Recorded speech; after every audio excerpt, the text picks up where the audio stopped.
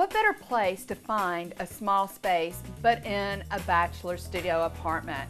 So my first thought was my bachelor buddy, Alan. Come on in, Alan. Hi, Debbie. Hey, Alan has got this fabulous apartment that has this gorgeous view. So what we're going to do tonight is show Alan, using the things that he's already got, how we're going to turn your small space into a 4-star restaurant. Excellent. I don't have a whole lot, but I've tried to get the things that I think I absolutely need. And you've done a fantastic job. What Alan's got here is an excellent saute pan. Everyone should have at least one I call it a non-stick pan, saute pan. We've got a very solid, heavy-bottomed sauce pot. And then the one tool, I'm so impressed, Alan, that as a bachelor you have this. This is phenomenal. It's a must-have in any kitchen. Because what we have here is a pasta pot, a pot you can make soups in. It has a built-in colander and also a steamer on the top. We're going to use all three of the elements of this pot. And what this does is it cuts down on storage space. So it's not how many tools you have, Alan, but it's how you use them. Right. So what are we making? So glad you asked. I have a perfect fresh dinner planned out for you. We're going to have 4 courses. We're going to start with the traditional antipasta plate. We're going to move into our entree, which is going to be a fettuccine alfredo with a grilled chicken breast and fresh asparagus. And then we're going to have a salad, which is going to be just a simple red and yellow tomato stack with a little shred cheese. Okay. And we're going to end it with the most decadent of desserts, which will be the simplest dish that you'll prepare. Here's a tip for you. Make sure you always place a wet paper towel underneath your cutting board. It creates a non-slip surface, and so that when you're chopping on your board, it doesn't move around.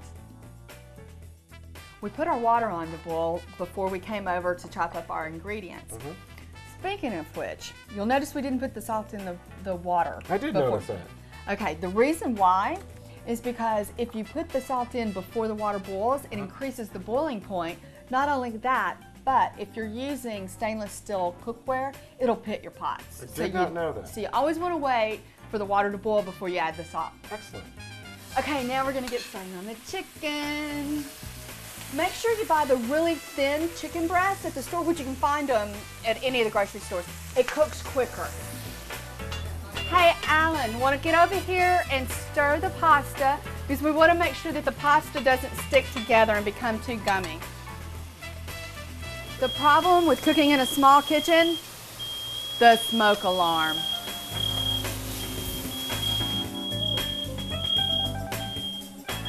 Cook it about 2 minutes short of being al dente, and then you finish cooking the pasta in the sauce itself.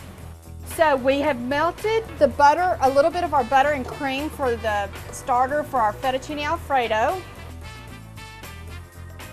Put it in that little bit of butter and cream that we melted, and we're going to just toss. And then you remember all that cheese we shredded earlier? Yeah. It's time. I'm going to share the secret of a perfect fettuccine alfredo, and that's this little gem of a nut called nutmeg. What does it add? It adds just that accent, and it's a nuttiness that plays with the Parmesan really well. And you just need a pinch. I'm getting hungry.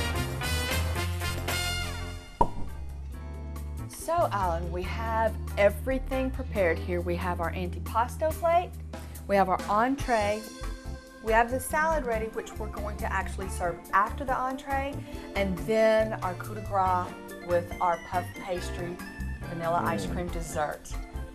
And we have a beautiful glass of wine. What else do you need? There's only one other thing I need. What's that, Alan? A date. Honey, there's only so much I can do. You're on your own here. More for me.